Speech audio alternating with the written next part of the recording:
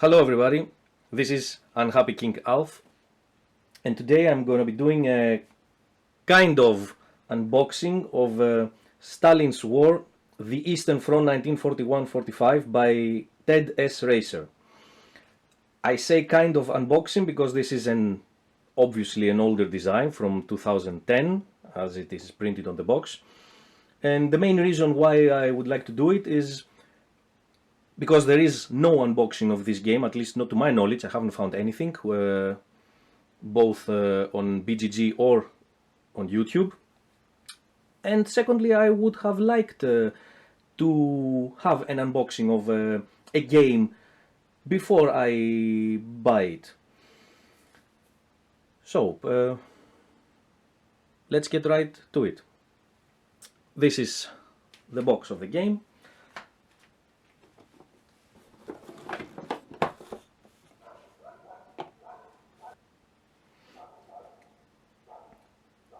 This is the backside of the box with various information about the contents. The game map is shown here, a sample of the cards, counters, and specific other information about it.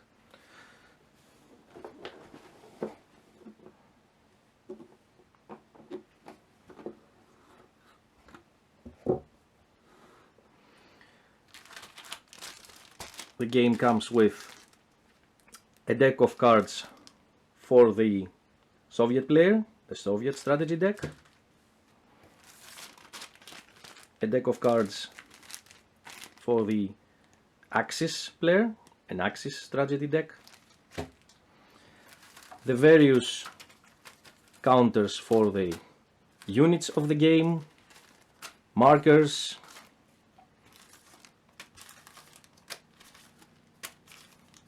for everything that one might need, and 2 dice.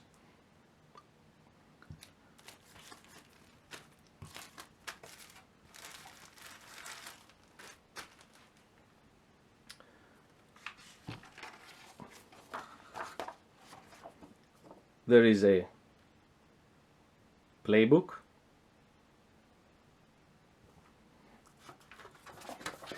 of course the rule book,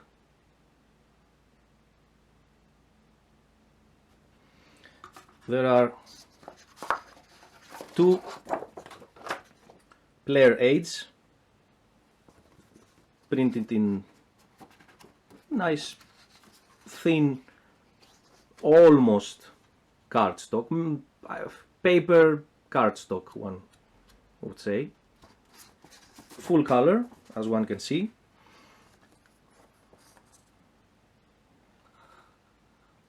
Here you have the fire tables for large and for small counter units, replacement point costs, hand size, oil hexes information, terrain effects chart, combat resolution sequence. On the back side you have a summary of regional effects, some easily forgotten rules, campaign game victory checks, references to the specific rule numbers in the manual,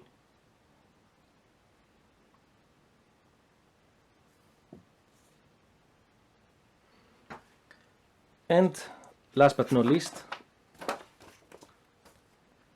the obligatory map of the game, plus of course the nice info paper of GMT with who packaged the game and so forth and so on. This is the whole map of the game opened. It's not mounted, as one can see, so for those who use a plexiglass it will be easy. For those who don't, I believe it also does the job very nicely the way it is. There is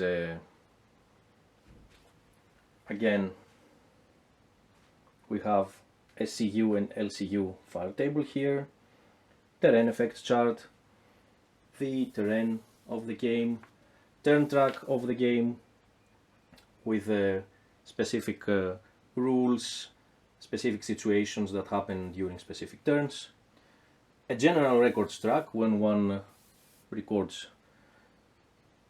specific stuff of the game, and I believe it can be shown on camera,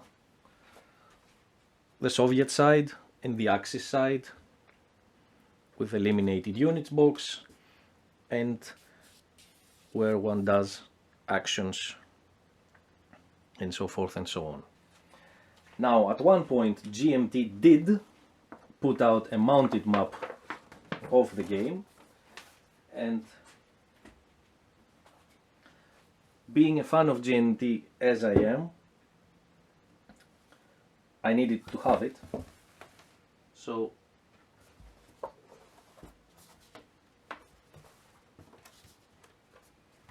there it is, the mounted mapboard of Stalin's War. A bit differently printed, as you can surely compare between the two designs.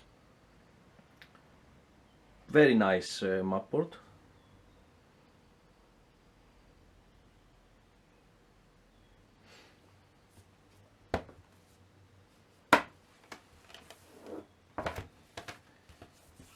Highly recommended for those who do like printed mapboards.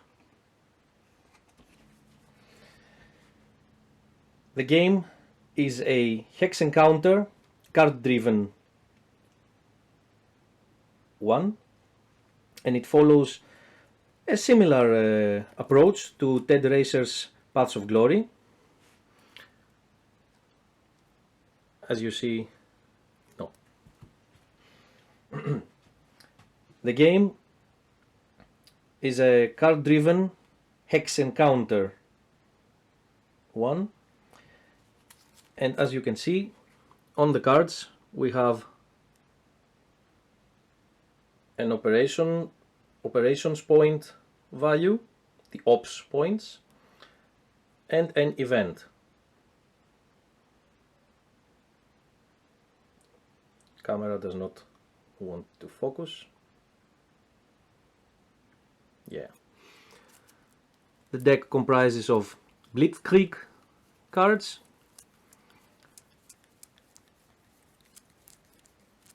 and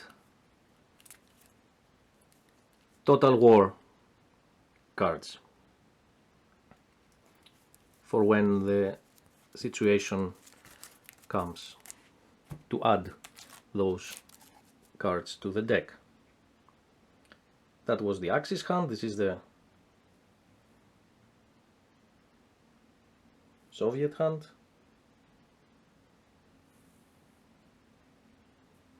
Again, Blitzkrieg and Total War.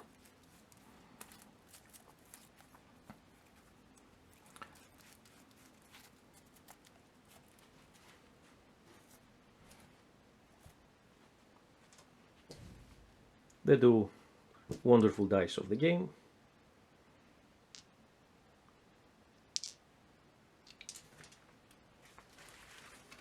And various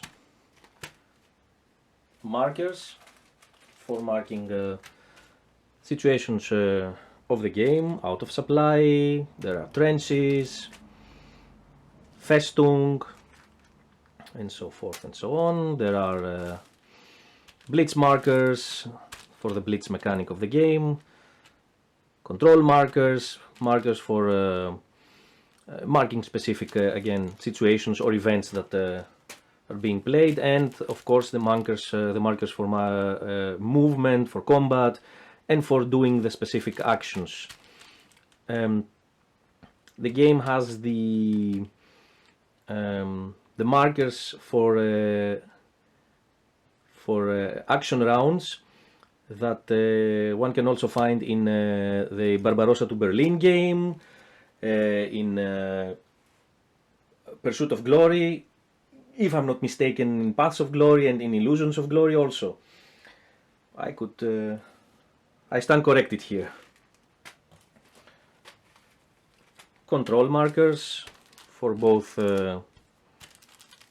Axis and Soviet, and the actual units. We have small counters and large counters for both Soviet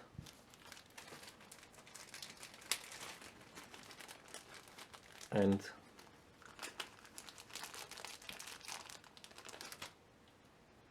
Axis.